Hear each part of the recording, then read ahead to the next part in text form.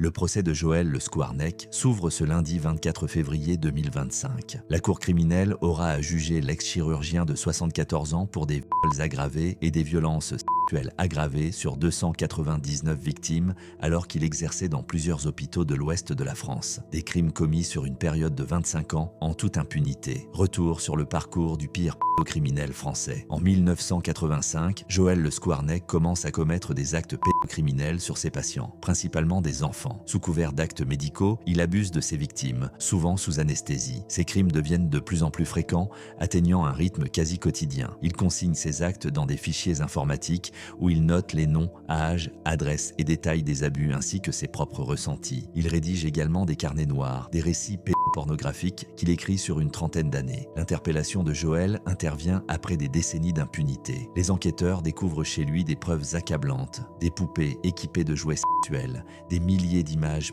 pornographiques, des disques durs contenant plus de 30 000 documents et des éléments liés à des pratiques masochistes et zoophiles. Les carnets noirs et les fichiers informatiques confirment l'ampleur de ces crimes. Ce procès hors norme doit durer 4 mois. Il intervient après une première condamnation en 2020 qui lui a valu 15 ans de réclusion criminelle pour des faits similaires commis sur 4 enfants. Les débats porteront sur la nature des faits reprochés, le profil de l'accusé et l'ampleur des préjudices subis par les victimes. Le parquet a recensé 111 victimes aggravées et 189 agressions sexuelles aggravées, des agissements qui se seraient produits entre 1989 et 2014.